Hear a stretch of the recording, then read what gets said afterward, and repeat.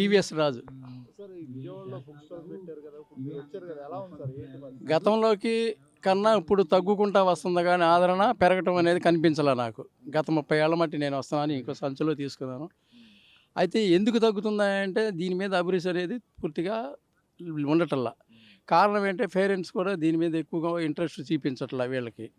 ఒకవేళ నాన్న ఈ బుక్స్ చదివితే ఇది ఉంటుంది పలానా పలానా, నాకు ముందు నుంచి మీ తాతకు ముందు నుంచి కూడా బుక్స్ ఉన్నాయి, రచయితలు ఉన్నారు, వాళ్ళ బుక్స్ వల్ల మనకేంటంటే ప్రేరణ కలుగుద్ది, దాని నుంచి ముందుకు వెళ్ళడానికి బాగుంటుంది. ఈ సైన్స్ యుగంలో, ఈ కంప్యూటర్ యుగంలో బుక్స్ని పక్కన పెట్టేసేసి మనం ఈ రకంగా కంప్యూటర్ మీద ఆధారపడి ముందుకెళ్ళడం కరెక్ట్ కాదు, దీని నుంచి దాని మీదకి వెళ్ళాలి. అసలు దీన్ని పక్కన పెట్టేసేసి మనం దాని మీదకి వెళ్తున్నాం, అది కరెక్ట్ కాదని పేరెంట్స్ పిల్లలకి చెప్పాలి.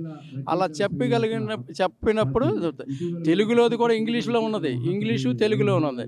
అయితే వాళ్ళు ఇంగ్లీష్ అయితే ఇంగ్లీష్ అయినా బుక్స్ పట్టుకోవాలిగా. బుక్స్ తగ్గిస్తున్నారు ఎట్లాగంటే తెలుగు చదవట్లేదు, ఇంగ్లీషు చదవట్లా.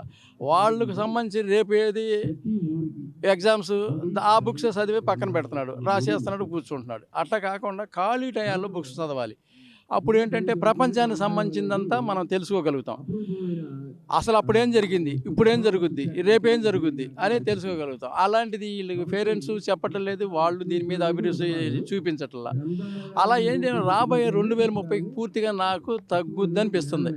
అప్పుడు తోసుకోవాల్సి వచ్చేది ఈ బుక్ స్టాల్స్లో. ఇవాళ తోసుకునే పరిస్థితి లేదు, వాళ్ళు ఈగలు తోలుకుంటున్నారు, మనం కూడా ఫ్రీగా చూసుకోవడం జరుగుతుంది. తగ్గుతుంది. నేను 30 ఏళ్ళ మట్టి వస్తానే ఉన్నాను, చాలా తగ్గుతుంది. అయితే ఇది ఇంకా తగ్గుద్దని నాకు అనిపిస్తుంది, ఇది ఇంకా తగ్గుద్ది. ఇప్పుడు జనరేషన్కి ఏంటంటే బుక్స్ నుంచే దేని మీదకైనా వెళ్ళాలి, ఇది దీని తర్వాత ఏదైనా, ఇది తర్వాత ఏదైనా. లోగడది వాళ్ళ నాన్న వాళ్ళ పేరెంట్స్ చెబుతారు, ఇంకా లోగడది చెప్పాలంటే బుక్సే మెయిన్, అది తప్పితే లేదు. వాళ్ళ నాన్నకి కూడా వాళ్ళ తాతయ్యకి కూడా తెలియని ఈ బుక్స్లో ఉంటాయి కనుక ఆ బుక్స్ని మనం పఠనం చేయాలి. చేస్తే ఏంటంటే మనం తెలుసుకోగలుగుతాం, వాళ్ళ పిల్లలకు కూడా వాళ్ళు చెప్పగలుగుతారు. అలా చెప్పగలగాలంటే బుక్స్ చేయాలి, ఇతను చదవాలి, ఇతను చదివి వాళ్ళకి చెప్పాలి, అతని నుంచి అట్లా ఒకళ్ళకొకళ్ళు వంశపారంపర్యంగా బుక్స్ అనేది వెళ్ళాలి ముందుకి. అలా వెళ్ళినప్పుడే సమాజం ఏంటంటే భద్రత ఉంటుంది. రెండు ఏంటంటే ఒక సాంప్రదాయబద్ధంగా ముందుకు వెళ్ళడానికి అవకాశాలు ఉంటాయి. ఇప్పుడు సాంప్రదాయాన్ని పక్కన పెట్టేసేసి ఈ యూత్ ఏంటంటే పిచ్చి పిచ్చిగా వెళ్ళిపోతుంది. అది ఎంతవరకు కరెక్ట్ నాకైతే అర్థం కావట్లా. అట్లా అది ఇది ఇబ్బంది పెట్టడానికి ఎక్కువ అవకాశాలు ఉన్నాయి. నాకు ఇబ్బంది పెట్టడమే, అది చదవకపోవటం అంటే నష్టపోవటమే. చదివితే లాభం, లాభం అంటే ఏదో ధనరాశులు వచ్చి పట్టడం కాదు, క్రమశిక్షణ ఏర్పడుతుంది. కొన్ని తెలుసుకోవటానికి దానిలో బుక్స్ నుంచి మెయిన్. బుక్స్ తప్ప మార్గం లేదు. 4 వేదాలు కూడా ఉన్నాయి. మరి కృతాయుగం ఉంది, త్రేతాయుగం ఉంది, ద్వాపరయుగం ఉంది, కలియుగం ఉంది. అన్ని యుగాల్లో రాతియుగం నుంచి నవీన యుగం వరకు మనం ఉన్నాం. మరి ఇన్ని యుగాలు గడిచినాయి అంటే బుక్స్ నుంచే కలిసినాయిగా.